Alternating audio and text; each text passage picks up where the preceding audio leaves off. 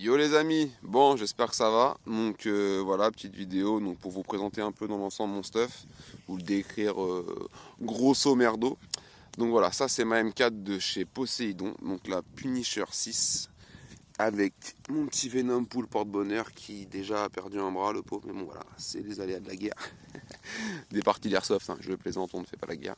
Ce sont des répliques et non des armes à feu.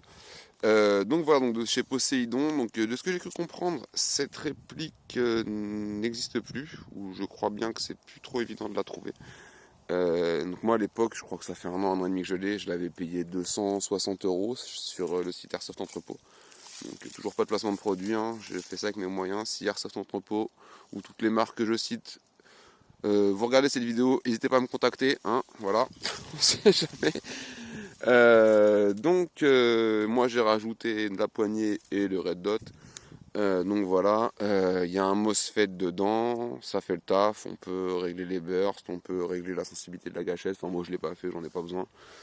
Ça fait le taf, franchement sortie de boîte ça fait grave le taf.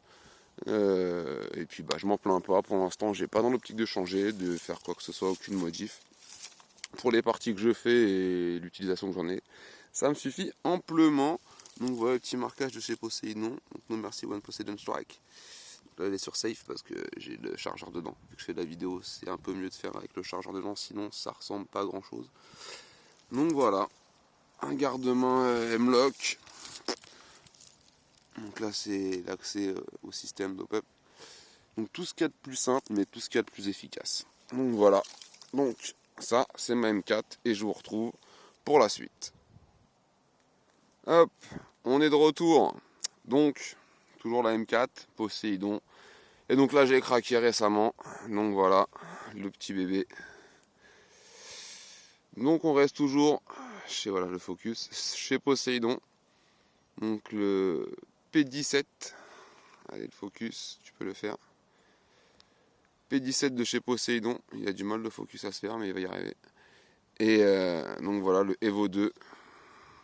Magnifique. Peinture Cerakote, donc polymère pardon et aluminium ou métal si je dis plus de bêtises.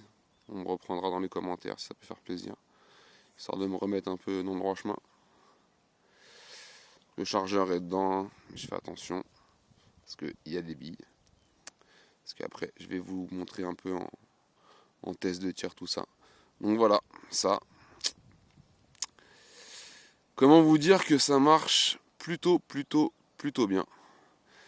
Donc par contre, ça coûte un peu cher. Ça coûte 270 €, enfin 269,90 €, mais bon, on connaît, hein. Ça fait 270. Donc on peut le retrouver chez Gun & Target, pareil, hein. J'ai pas de placement de produit, je suis pas sponsor. Magasin qui vient d'ouvrir récemment à côté de chez moi, assez sympathique, donc à voir sur le long terme. Et puis bah voilà, donc n'hésitez pas à passer commande chez eux aussi, à leur donner de la force. Donc voilà, je vous retrouve tout à l'heure pour le test de tir. Donc oui, pardon. Je vais passer à l'essentiel parce que mine de rien ça coûte ce prix là parce que en fait le PA est déjà tout upgradé. Donc là je vais pas vous le démonter. Si ça peut faire plaisir à certaines personnes, faut me dire dans les commentaires, je vous démontrerai et je vous expliquerai vraiment tout ce qu'il y a dedans plus en détail parce que je vous le cache pas que je m'y connais pas encore beaucoup. Donc je sais qu'il y a des pièces de chez eux qui sont vraiment dedans. Donc c'est pour ça en fait le PA coûte ce prix. Parce que en fait si vous prenez une base de Glock 17 ou de Glock 18 en fait et que vous rajoutez les pièces de chez Poséidon, un bon Glock 17 ou 18 ça coûte entre 100 et 150 € à l'heure actuelle. Et si vous le regardez avec ce qu'il y a déjà dans celui-là, bah vous allez vous en retrouver pour le même prix. Vous allez rajouter 100 € d'upgrade et puis bah du coup bah vous allez avoir ce PA en gros. Il n'aura pas cette gueule mais l'interne sera le même.